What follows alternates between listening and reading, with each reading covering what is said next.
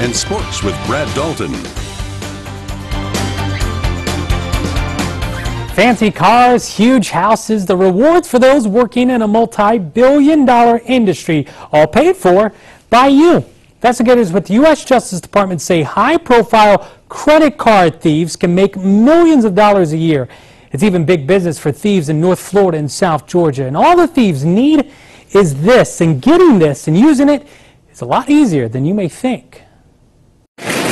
You're watching cell phone video of a WTXL station employee shopping at a local Tallahassee store, putting a few items into a cart, then checking out. With a quick swipe of the debit card, purchase is done.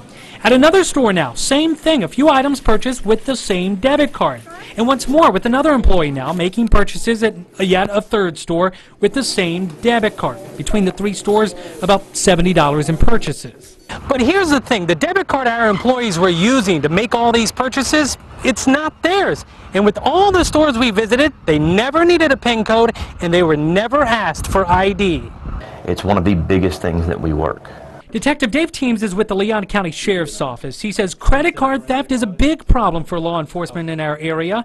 He says in part because personal information and debit credit cards themselves can be easily stolen. We do see a lot of local burglaries where the first thing that happens overnight, someone breaks into a car, they go and immediately try to use the card as quickly as possible. Detective Team says credit card thieves are first going to try to make a small purchase. If that works, they'll go back and try to buy more expensive items they can then sell on the streets. In one case, numerous cards were taken, and the first thing they did was run to Walmart at 2 in the morning and buy 3 PlayStations and some TVs that they can then turn around and sell on Craigslist or eBay or even on the streets to try and make quick money off of it. Keep in mind, the thieves in this case used debit cards they stole, and like in our experiment, the thieves were never asked for a PIN code or an ID. Now, you may be thinking the logical solution is to have businesses ask consumers for identification, but businesses don't do that because of the policy set forth by the major credit card companies, including Visa and MasterCard. We reached out to Visa and MasterCard, who both confirm it is their policy that a merchant must not refuse to complete a transaction solely because a cardholder refuses to provide additional identification. In written statements to WTXL, both Visa and MasterCard say the policies are designed to protect your personal information.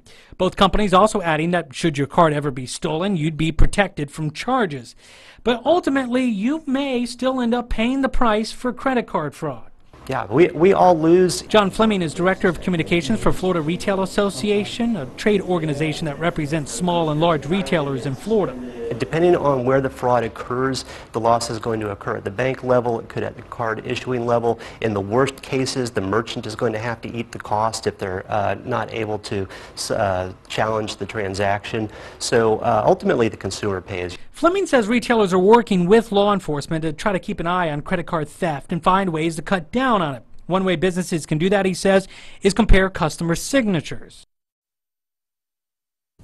Now, as for the issue at large, seems to be no clear-cut answer. There are no laws on the books in Florida or Georgia requiring anyone really to do anything. For consumers, all agree, keep a close eye on your account and report anything out of the ordinary.